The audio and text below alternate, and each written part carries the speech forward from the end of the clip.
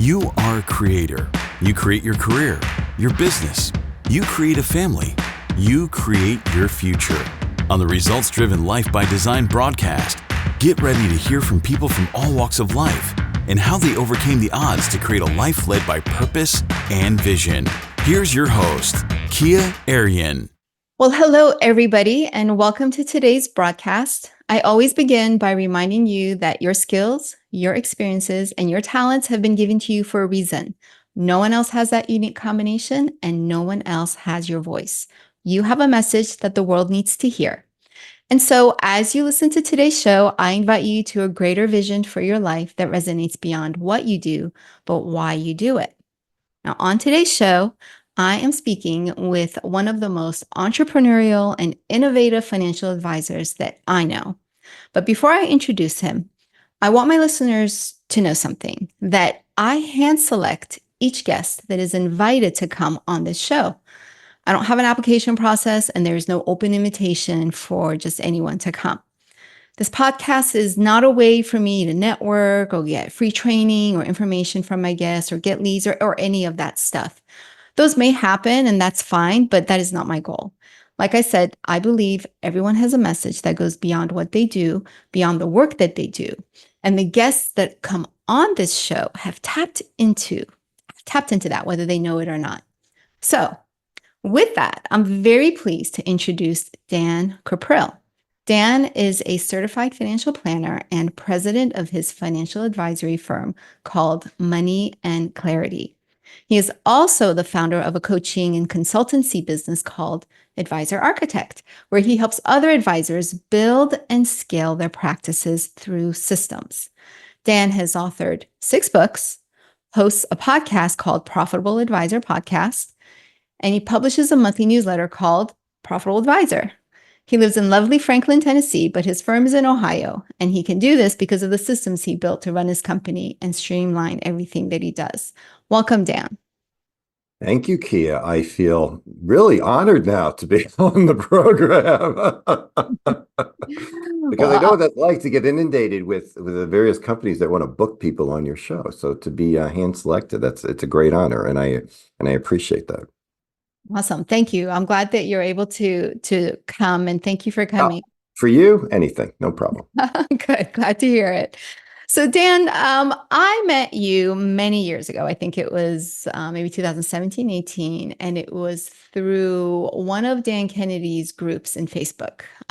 You were looking for a designer who understood direct response marketing and could help you create marketing assets, establish your brand, help you grow your 2 businesses. And so I was referred to you. Mm-hmm. Now, we got on a phone call, and you told me about what you needed done.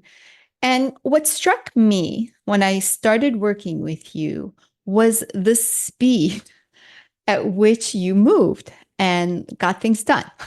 Yeah. So in a span of the 3 years, we helped you create 9 books, rebrand your firm, create a magazine, and run a few direct mail campaigns. Yeah. In fact, I don't know if I ever told you this, but Ben Settle, who is also one of my clients, he's the marketing, I interviewed him a few podcasts ago.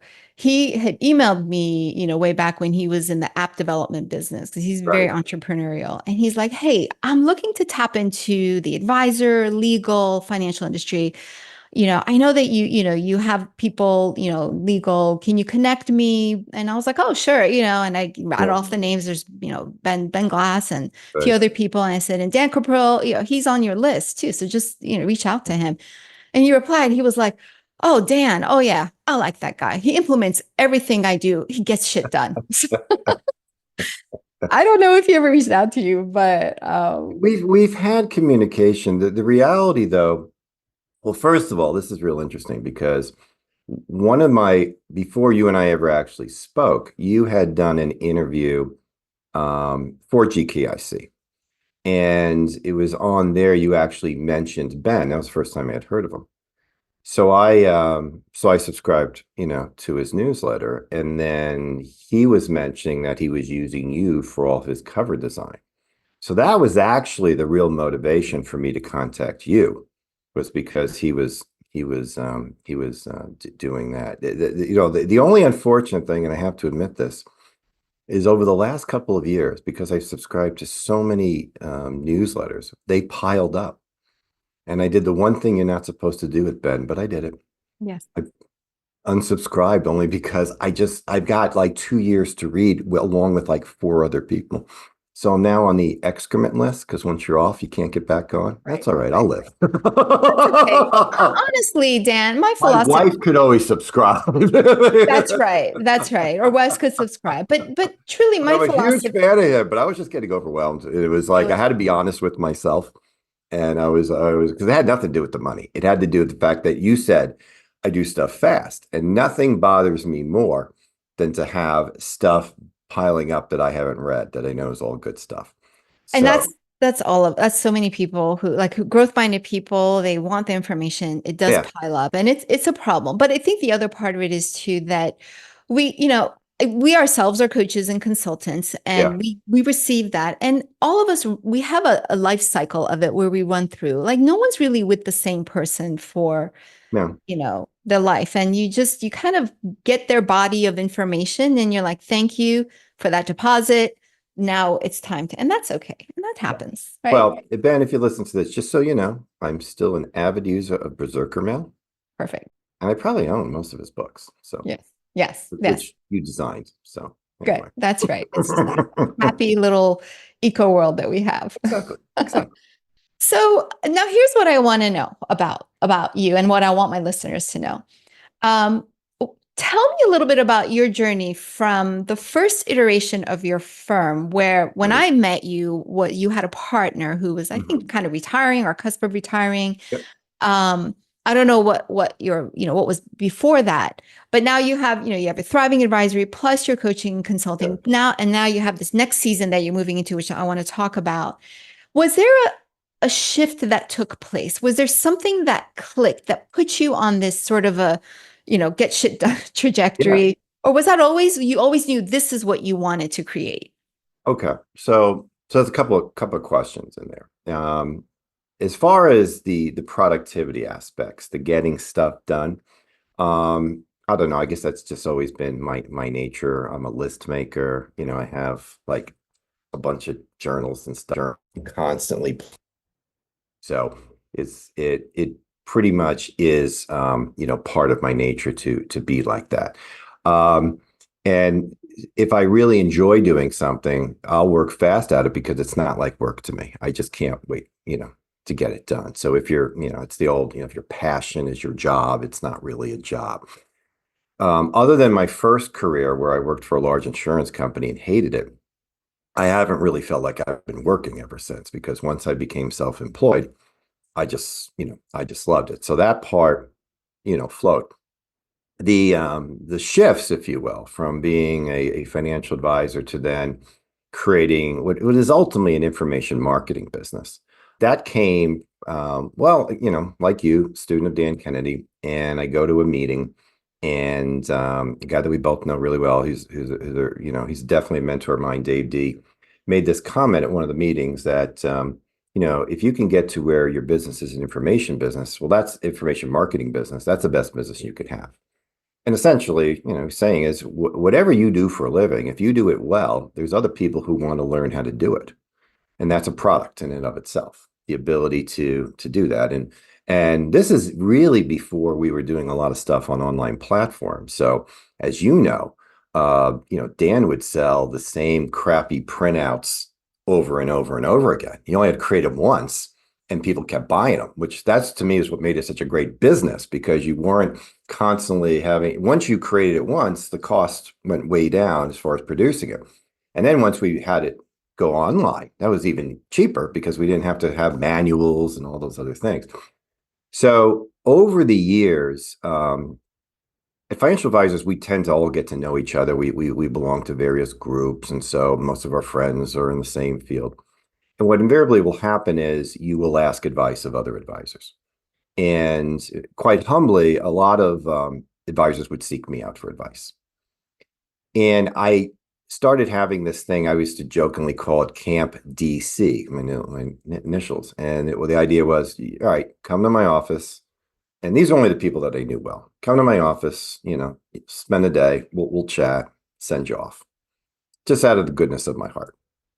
And then when started reading Dan's stuff and Dave was talking about information marketing, I'm like, hell, there's a business here. So I have always been a systems-oriented person, like most um, self-employed people. I've read the book The E-Myth, and I really took that to heart because most of us want to call ourselves entrepreneurs, but most of us are not. If we go away, the business dies. And the way that you separate yourself from that is by having a systems-based business where ultimately other people can run the systems. They don't have to run them, but they could. And in fact, you may come to a point in your life where you just want to work on the business. You don't want to work in the business. So when I became a financial advisor after 10 years of working kind of like in corporate America, that was what I did from step one. First one was stuff that advisors don't do. Like I created a budget. I say that to advisors, let me see your budget. And they look at me like I have three heads. I'm like, you're a financial advisor and you don't use budgets for your own business? Ultimately, there's 11 different systems that I use in my practice. And so what we did was I spent about 6 months just creating the lesson plan, if you will, the materials, and it's evolved into numerous ways. And we show advisors how to have a business like mine where you don't have to live in the same city where your office is. You can be very selective in terms of the clients that you want. So you will say no more than yes, which, is really one of my attractions towards Ben's work, because Ben talks a lot about Jim Camp and how getting to know is so important. And how you can ultimately have others run your practice for you and do it highly efficiently. So a practice my size would typically have at least 5 or 6 employees. We really, for many years, just had 2. It was me and one office manager. And then when I decided that I didn't want to be the advisor anymore, just wanted to work on the business, then we went to 3. So we're really operating at a much lower number. Now, nothing has suffered in terms of quality or anything like that. We just think through about what we're going to do. We don't take on every client. We expect full productivity of the employees that we have. I like to joke that, again, another Dan Kennedyism, but he wrote a book, probably the one that'll open your eyes the most, about managing people. And one of the points that he makes in the book is that all your employees are stealing from you. Susie is too overwhelmed. I'm going to have to hire another person. And I'm always like, well, let's make sure she is really fully working a full day. So when I bring advisors in, one of the things I task them to do is to tell me exactly what everyone does. Now, the big eye opener there is most don't know. They think they know. And if they tell me, oh, I know exactly what they do, I look at them and we realize that that's no way that's a full-time job. So one of the things that I encourage advisors to do is to run a leaner operation. I'm not trying to fire people or anything like that, but the truth be told is that you need to remind yourself that the purpose of having your own business, first and foremost, is to create wealth for yourself. And if you do that, everyone benefits. Your employees will get paid more. Your clients will get treated better. But you don't ever dismiss the profit motive in what you do. Now, acting in your best interest doesn't mean that you're doing wrong to others. It means the complete opposite. If you're going to do what's in your best interest, you're truly living by that golden rule. But what you're not trying to do is become an employment agency and find yourself, a financial advisor should have a profit margin of 60%. I say it all the time, 60, 65. The industry suggests they get away with 35%. And it's largely because the industry is led by the companies who create the products that the advisors are asked to sell. And those companies understand that if they can keep the advisors hungry, they will never retire. They will never slow down. They'll never do what we do, which is close our office pretty much to new clients. And that's not in their best interest, but it is in the advisor's best interest if that's what he or she wants, if they want a true lifestyle practice, if they want to live in a different city, if they want to be very selective in terms of who they work with, if they want to work fewer hours. And systems will allow you to do that. Mm-hmm. So as people were coming to see me, I realized there was a business here. And so that's what I did. I said, fine, let's write some books, let's create materials, let's create training materials, but most importantly, let's create a process whereby I can sit down with an advisor once a month and help guide them through this process and let them have the business that most of them have always wanted, which is the one like I just described to you. And that's a true entrepreneurial business, in my opinion. That's right. So lots of good stuff there. And there's two things I want to kind of point out and drill down on. Okay. At the beginning, clearly you said at the beginning, you said, I love being in business for myself. Yeah. You are someone who just loves creating systems. You love productivity, and that's just innate in you. And this is how it's playing out, which I think is terrific. And now, by example, teaching others and in those footsteps, which brilliant. That's how it's done. But you said in the beginning, you said, I said, why, you implemented fast. You just did everything. You said, because I enjoy it. Yeah. Because I enjoy it. And I know that was just a passing comment, but people forget to do the things that they enjoy. And because they think that they're supposed to be like, gritting their teeth through it and it has to be hard, but it doesn't. And yes, at the end, you said really the priority is to create wealth for yourself. And I agree with that. But I would say to find out what it is that you enjoy and make sure that's if you can do it. Look, I'm not naive. I don't know if that's necessarily possible for everyone. I think that if your career is just starting, or if you have the ability to shift gears, great. Look, I know physicians who are not happy being doctors. It's not really what they want to do.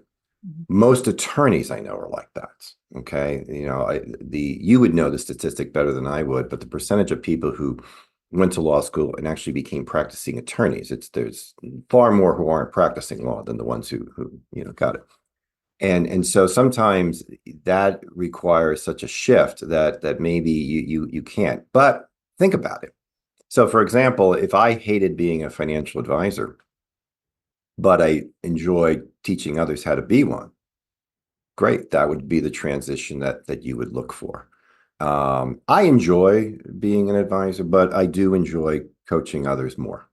I really do. There's something about having somebody come to your office and showing them a way and having them leave wealthier than when they got there, literally wealthier. I think our record is $200,000 of waste cut in an afternoon. And then we said, well, you do realize what that equates to in terms of new business. So that is a lot of is great. But look, I'm no different than everybody else. When you asked me, if you'd asked me when I was 25 what I want to do, I didn't know. I really didn't. And if you told me I was going to be a financial advisor, I would have said, no, I don't want to do that. So in some ways, I kind of fell into these things. I think we all do to a certain extent. Maybe what you have to do is ask yourself how we're doing it. Can I do it in a way that I truly enjoy and is profitable?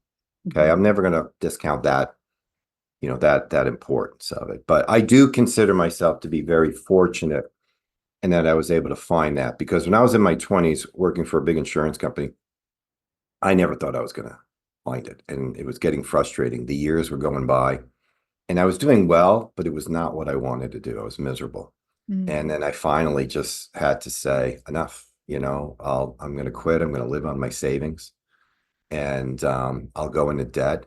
And because I just can't do it anymore. I'm not going to live a life of regret. I'm not, if I fail, I fail. Okay. But at least I said I tried. And so at age 33, I guess it was, that's, which is always interesting because that's Jesus's age. That's right. That's a good number. 33 is a pivotal. Trust me, it was never lost on me at the time. That's good. That's good. Well, I appreciate you saying that, yes, it's not always possible to, be happy and do what you love and all the money will come. I agree. You're right. No one's naive. And in fact, I was interviewing someone this week, and we talked about the idea that there is the thing you love to do and the thing you have to do for whatever reason. You fell into it, it was chosen, you were like, this is the most practical decision. And closing the quest is closing that gap. But believing that that gap can be closed, right? So even if what you're doing now may not feel great, you either sort of take the leap like you did and like, you know what, whatever happens, happens. We'll figure it out as I jump out. Or you work to, what is it that then closes that gap so that, Yeah. And yeah. and it's also very easy to start a side venture. I mean, when I started Advisor Architects, I thought it'd be successful, but not to the degree that it became. And so you can do that. I mean, it's so much easier to do in this day and age, to have that. Again, it goes to that model. If you're good at what you do, there are people out there who are going to want to be able to do it as well. Yes. So I would say to people, well, rather than just say, I'm going to be a career coach, why don't you try to focus on a particular career? So like in my case, I just work with advisors. That's it. I mean, I do work with some attorneys who want to be advisors, but that's the niche. And if that's what you enjoy, great. So yeah, and there's no doubt in my mind, you can, whatever you're doing, there's probably some offshoot similar to it that you could find pleasure in. And if you do, then it won't seem like work. But you got to really want it. I mean, I'll be candid with you. A lot of people go through my program, and after 12 months, in my opinion, they wasted their money. Not in their opinion, but in mine. Why? Because they didn't fully implement all the things. And I tell them right out the bat, I said, if you're like most, you'll implement maybe 2 or 3 things, and that's fine. And you'll get value. But if you take the time and implement it all, it's going to be absolutely fantastic. And there's a percentage that do. But there's always, like everything. I mean, you and I have been going to meetings with, I don't even like to use the term entrepreneur too much, self-employed people all the time. And they never get going.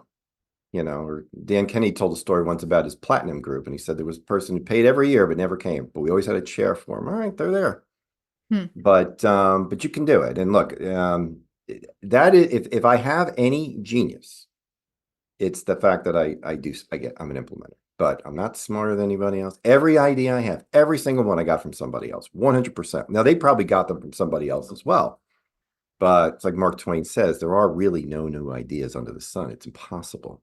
But if that's the case, all right, I try stuff, and I do fail more than I succeed. But those failures, they're manageable, and the success is everlasting. So yeah, there's no new thing, and you do it, but you do it. You add the flavor that you have to it, and then yeah, and then the people can only see it with what you add to it, because they won't hear it from Kia Arian or Ben Settle, but they'll hear it from Dan Cuprill because of how you present it.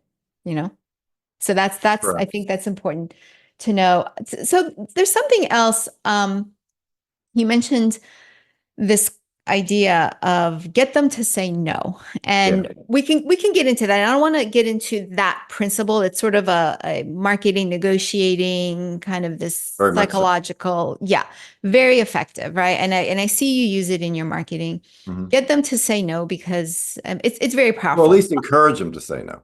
Right. Encourage them, Yeah, like give them all the reasons why they shouldn't. And yeah, exactly. and I love how Ben Settle talks about it too. He teaches that in some Oh, very affiliate much so. programs that he does. Yes. But looking like look, the meta of that is Mhm. that there's this whole emotional aspect to the work that you do, both as an advisor and as a marketer. Mhm. So, and then that's another thing that I really appreciate about you, that's unique, is that your understanding of the emotional impact and the power of emotions behind the decision making. Yeah. When you and I did the brand discovery intensive together, where we were trying to rebrand you from that previous firm, that Right. was the key message, was that, you deal with the emotions behind the financial issues that your clients are dealing with. And this also makes you a very effective marketer.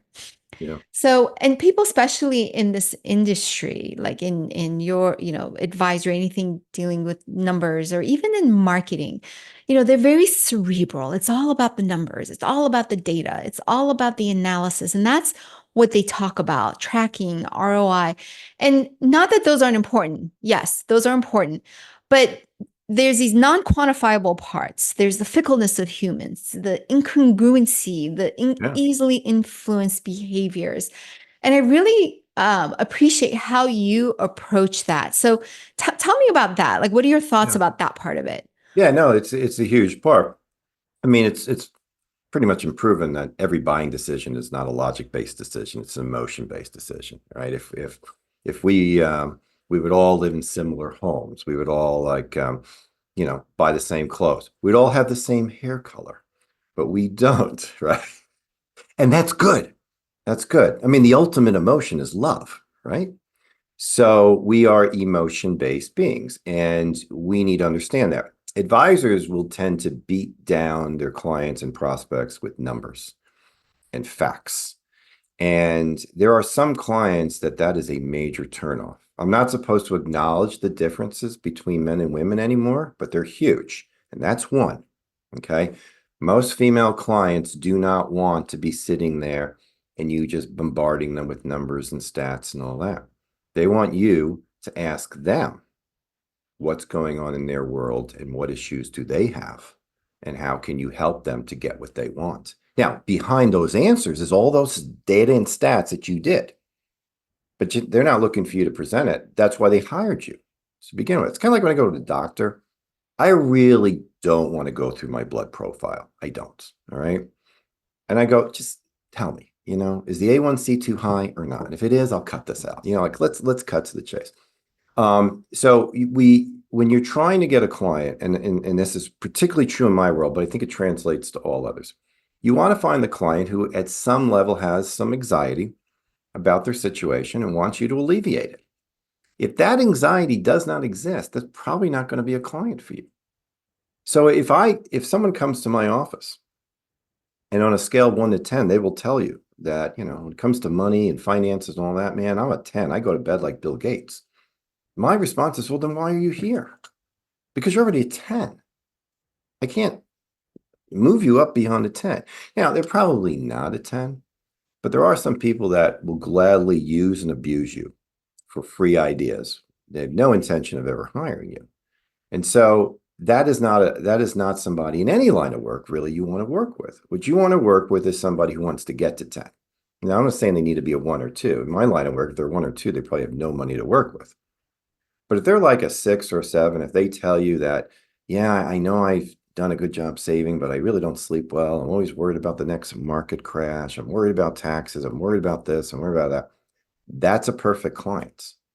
And you should be telling them that the purpose of your program is to help to get them to a 10. Now, they need to define what that means. What does that mean to be a 10? Does that mean that you get to, travel more, see your kids more? You don't feel compelled to watch the news every day? That's one thing I always tell my clients, that my goal is to get them to only read their news, never watch it. But you want to acknowledge that to them, because I'm telling you, when the market goes down and they panic, that's an emotion. It's not logic, because logically, it comes back up. It always has, always has. So as an advisor, you have to call that out. In fact, as soon as you bring them on, you can say, listen, I want you to know what's going to happen. There's going to come a day. Could be tomorrow. Could be a year from now. Could be 5 years from now. And you're going to be in pain. You're going to be questioning what we did, because you're not going to get linear growth. And when that day comes, I want you to remember we've had this discussion, because here's what we're going to do when that happens. I actually have them sign a little card that kind of spells that out.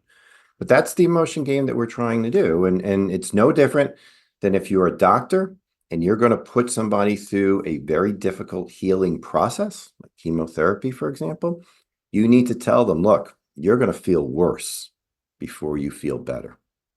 But when that happens, here's what we're going to do to get you through it. And that's true in just about any line of work. So if you can find somebody, like if I came to you and I said, look, if we don't make major changes, our marketing we're just going to go under. Obviously, I'm in pain. I don't know what I'm doing. We do stuff. It never seems to work, etc.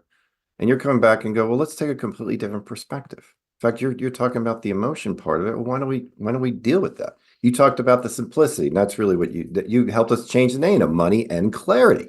Because she goes, what are you doing? You're making things more clear. It's the same thing. And that's what you have to look for. But getting back to no, if the prospect is not willing to share that with you, or you're not able to find it, do yourself a huge favor and say to them, can I be candid? I don't think you really need my help. Now, if they do need your help, they'll push back on that. And that's great. They'll now spend their time telling you why you're wrong and that they need you. Great. But if they say, you know what, you're right, good. At least you haven't wasted any of your time. Because financial advisors, they'll give away free work all the time, and then they get abused for it. Yeah, this is so instructive, and I always tell my clients or talk about this, which is we're so zeroed in on talking about our services. Mm-hmm. And I said, we talk, when we're in the work, we talk about the data, we talk about the information, the analysis and all of that. And then, or we're focused on delivering really good service and giving them a really good experience. Again, those are not bad things, but that's all these sort of, entrepreneurs or business owners know how to build a business. Yeah. And they don't know that you really need to talk to your clients and talk to your market about the things that matter to them. Sure, you have this wonderful 5-step process. Sure, you give them white glove service. Sure, here's your, results and blah, blah, blah. And those are all good, but speak to the things that are keep making them happy or worrying them, or the emotional part. And I've seen you do that, and I think so. Just I would encourage people to follow your marketing, because like you had this one email about what does it really mean to be happy.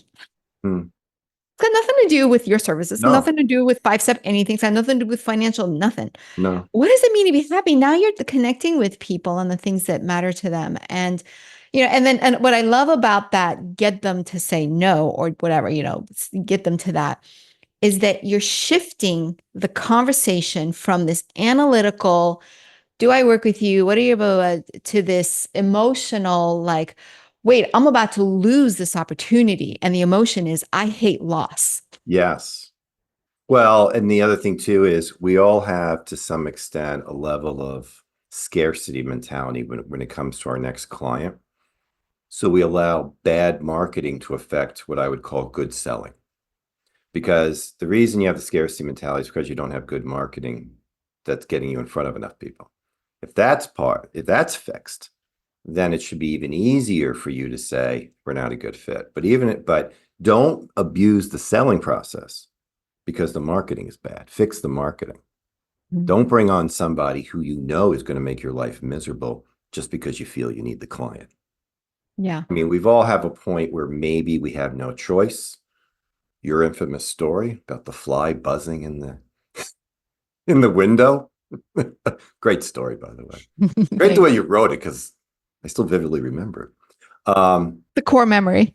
And maybe at that point you had to take just about, and fortunately that was a really good client who came through the door. But you really have to, this gets back to, again, another thing Ben talks a lot about, never coming across as needy. Yeah. And so that is very attractive when you're working with a prospect, is that you're not coming across as needy. You're letting them know that if it's not in both of your best interests to work together, you're going to let them know. And if you want to ask them for that permission, that's perfectly fine. But I go to great lengths to encourage them to tell me that we're not going to be a good fit, and because I don't want the old let me think about it. In fact, they ever say think about it to me, I will tell them, okay, we're going to accept that as a no, and that's great. So don't worry, I'm not going to be calling you or bugging you or anything, like that. So you just have to be willing to do it. But that's all a system at the end of the day. That is ultimately a selling system. A selling system whereby at the beginning of every meeting, you have that discussion. You give them the permission to say no. It's not just something that comes. No, every meeting that I have is very similar in terms of how we've organized and how we structured it. And that's also why they tend to end a little faster. I talk to advisors where they're like in a meeting for 2, 3, hours with a prospective client. I'm like, dude, you've lost. Because if you're there for 2, 3 hours, I promise you the client's not talking for 2, 3 hours. You're doing all the talking. And they just can't wait to get out. So Yeah. Yeah, that's brilliant. And I would encourage listeners to look into that, even if they're not financial advisors, oh yeah. because it, Yeah, I you mean, know, we're all schools of so yeah, I mean, if you go to dancuprill.com, you can sign up. You'll get two of my books, and one of them beautifully designed by Kia Aaron. Beautifully designed. So you can we'll send you two of those, and then of course you'll get my almost daily email, which I think if you're just a student of marketing and email marketing, you'll hopefully get some stuff out of that in terms of my use of subject matter and how we usually begins. It's purely infotainment 99% of the time. There's a story, and then that story somehow works its way into a business lesson, and then there's a call to action, and that's good, effective email marketing. So, you should get Ben's daily email, you should get Dave D's, get mine, because they follow that formula and they work. And they work because when you forget to send one out, people ask you, where's your email? did you unsubscribe me? What happened? Or people you never met will ask you about your wife, who I call the princess, or my son, who is referred to as the clone, or my dog, Hank. They know all that. And that's exactly what you're trying to do in your marketing. And you can do that no matter what line of work that you are in, if you do it correctly. That's right. That's exactly right. And the principles are solid and they work. And the fact that having the ability to adapt principles from a different industry into your business makes them all the more powerful.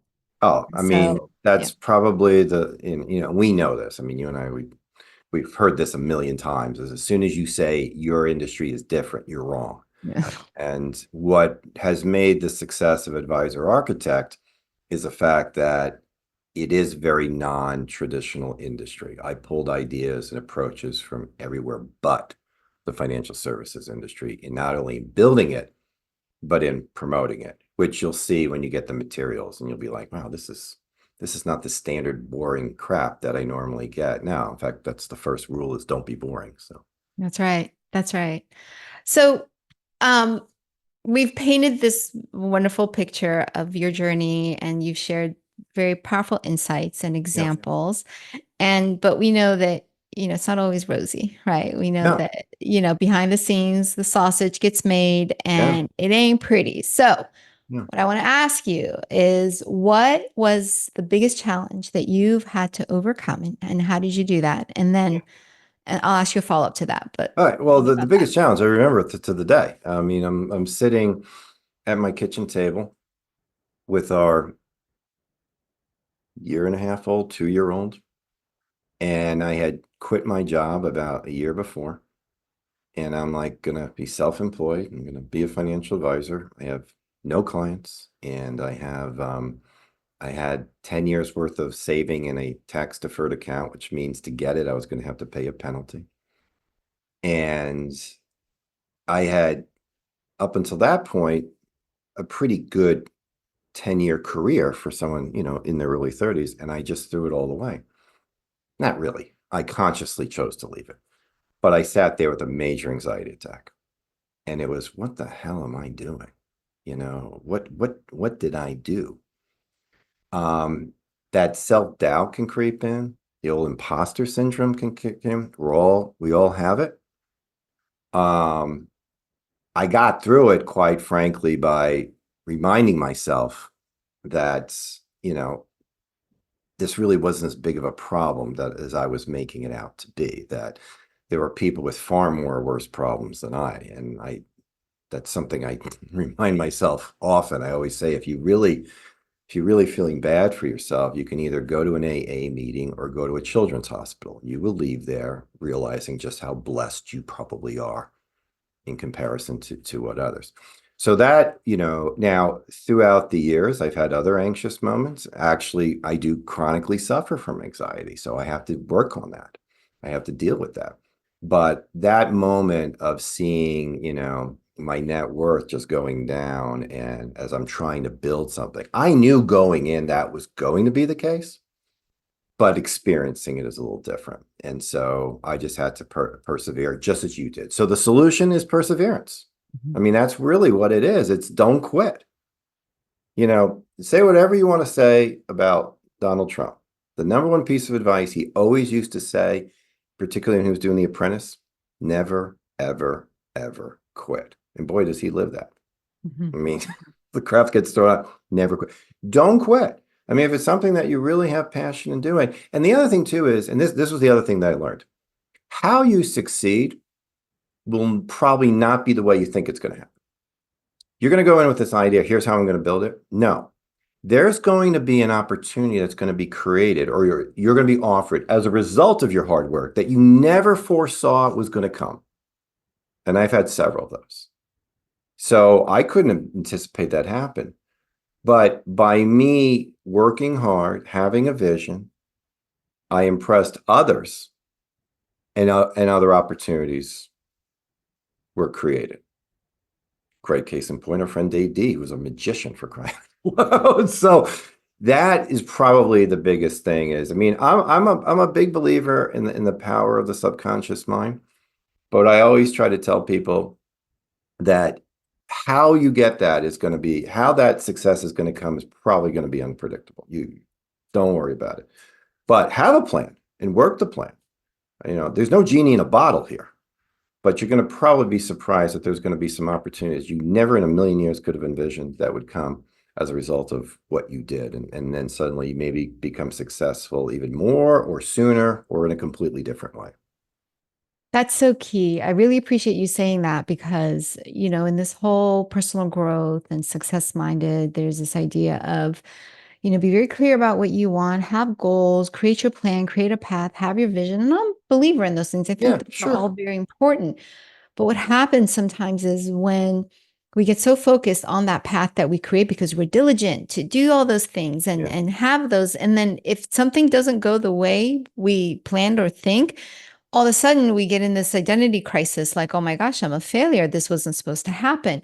But keeping in mind, so you had a perspective shift that, you know what, this probably isn't the worst thing that has ever happened. So your perspective changed. And then you decided you're not going to just, throw in the towel, but being open to another path for that. I think sometimes, like someone just needs to hear that, right?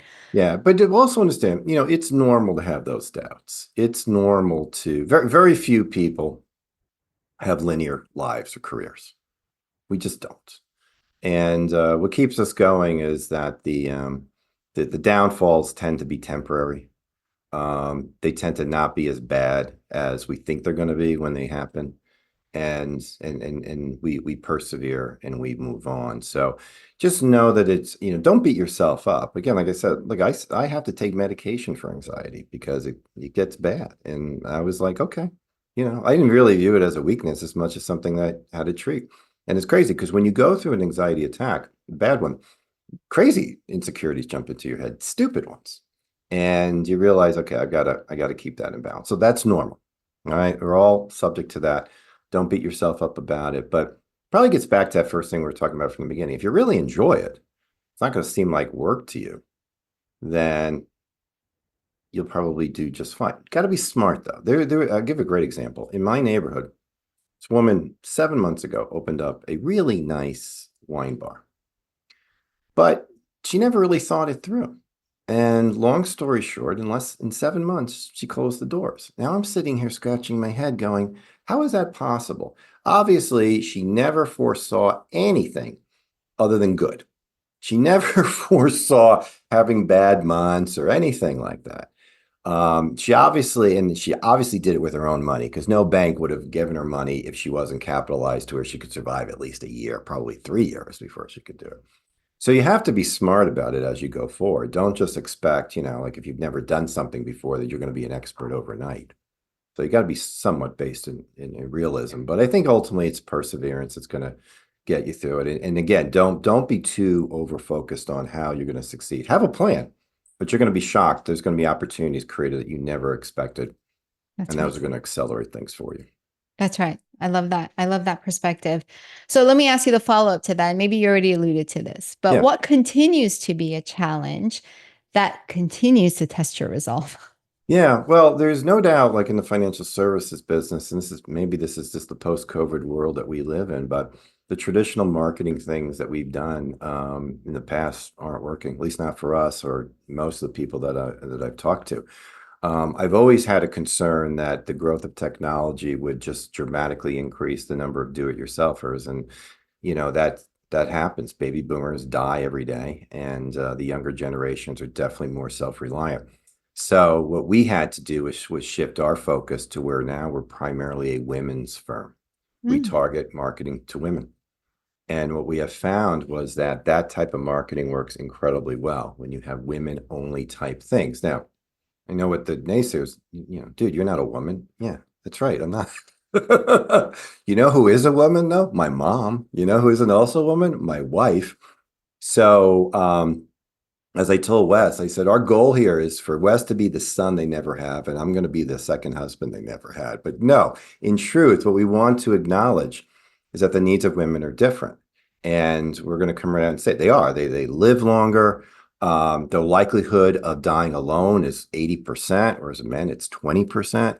And so if you're willing to recognize that and brand your business for their needs, you don't necessarily have to be a woman to do it. There are many male gynecologists out there. So you can do it. It's just a matter of you have to be smart about your niche. And so that's what I said is, look, we just can't be a general practice anymore. We're going to be a firm that works primarily with women between the ages of 40 and 60 and work it that way. So those are some of the challenges that we're faced with because it is a totally different world. In some ways, it's better.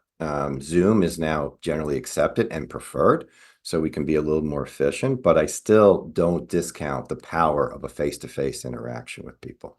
But this is far better than just doing it over the phone. Yeah. So that's kind of what we're seeing now. And even with the women's market, what we have found is we've had no trouble drawing them in for our workshops, but we are just seeing even in there a higher level wanting to do it themselves. So we have to work even harder about explaining why we might be a fit and then finding those vulnerabilities in them to where they would want someone like us to help alleviate any level of anxiety that they may have. So it's still very much a work in process in terms of how we communicate it about why they might want to work with us. That's brilliant. I love it. I actually have some thoughts for you on that. I'll share with I'm you. sure you do. Oh, Offline. I'll probably be writing you a check within 2 weeks. So Good. that's okay. I'm good with that. I love that you're doing that. In fact, I'm hosting a panel at the Ben Glass's Great Legal Marketing Conference next in October about female entrepreneurship, and I'm very passionate about that. So Yeah.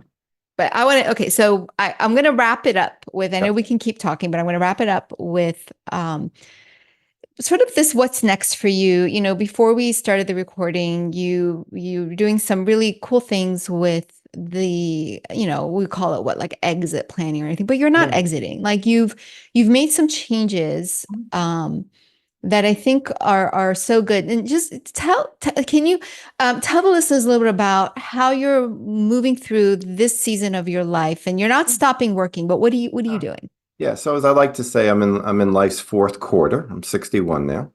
And I had achieved that entrepreneurial level probably 10 years ago, where again, I was working more on versus in. I had a partner. She left the firm. So that required some shifting. My son joined the firm about 2 years ago. And so now come January 1, he gets the full keys to the advisory firm. And I will be spending my time primarily working on the advisor architect. And in fact, even within that, primarily working with attorneys who want to add financial services to their business. So we're actually taking that even a narrower niche. And the reason I feel that way is because number one, I think we're out there for working with financial advisors, but this idea of showing attorneys a new way of increasing revenue is a little unique. And so that's the direction that I'll be going in and working with them. So I guess in some ways I'll take a CEO role in terms of the financial advisory business where I just basically look at the numbers all day. and I'm available to ask questions.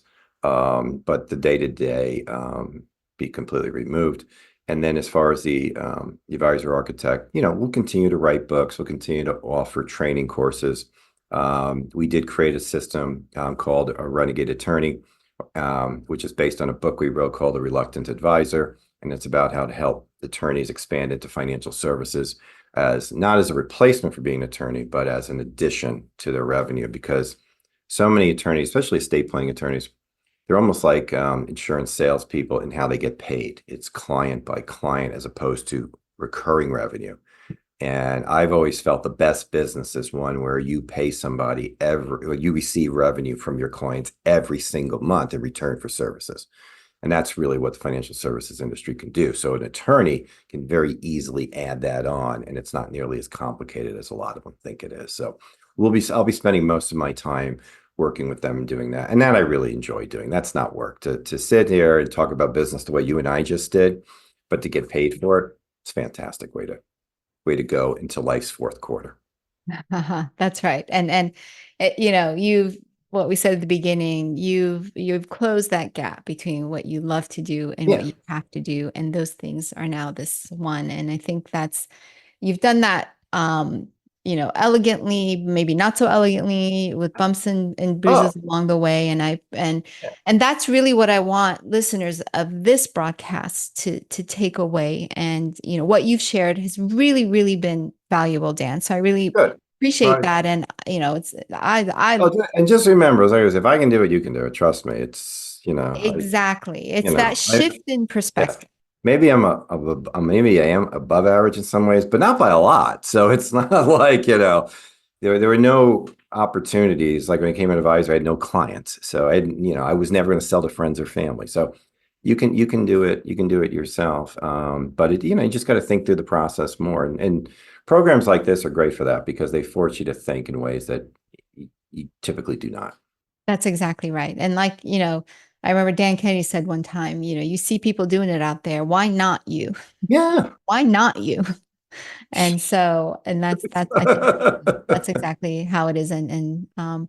So I think we said that the best way to connect with you, dancuprill.com, to just start there. And that's DANCUPRILL. Start there. Yep. You can download 2 of my books, Advisor Architect and Advisor Voodoo. And you will also then be receiving our regular email correspondence and maybe a few other things that go forward. So if that type of stuff is not of interest to you, please don't subscribe. If getting an email once a day bothers you, you can always unsubscribe after you do it. But get the books. You can see on Advisor Voodoo what a great job Kia and her staff did on that one and made it far more readable than it was before. There's even in that book, there's actually an interview with you and me in that book. I totally forgot about that. Oh, that's right. That's right. We did your podcast. There is an interview in there. And yeah, exactly. So at the very least, get that. And then you can get on the list. And then if from there you want to learn more, I mean, you're gonna be receiving emails from me. They'll tell you other things that we do specifically to other industries, if that's something you're interested in. If anything, you can it's always great to look at other students of direct marketing strategy and get their stuff. And that's why I'm always eager to get on other people's lists so I can see that and learn from that. Right. And it's not a do everything that you do. It's get inspired. Yeah. Even doing the one thing differently or having that shift in perspective can really just change the trajectory of people. So thank you for all that you do, all that you put out there, the effort. And this was a really fun conversation. And I'm sure that we'll be back in this next season of what you're doing to see how things are going and talk more about that. Great. Thanks for having me on. I really appreciate it. So thank you to all my listeners for tuning in. Again, I'm Kia Arian, reminding you once again that your skills and talents have been given to you for a reason. There are people who stand to benefit from what you offer, and there are others who you are not called to help. Focus on the former group. They're waiting for you. If you enjoyed this broadcast, subscribe to the show, connect with Kia on LinkedIn, and let her know what inspired you. This broadcast was brought to you by Zyne, a marketing and brand development agency that helps attorneys, entrepreneurs, and professional service providers create raving clients who love them, stay with them, and tell others about them. Visit zignmarketing.com/newsletter to sign up and receive the Breathe Life newsletter, a print publication of Zign.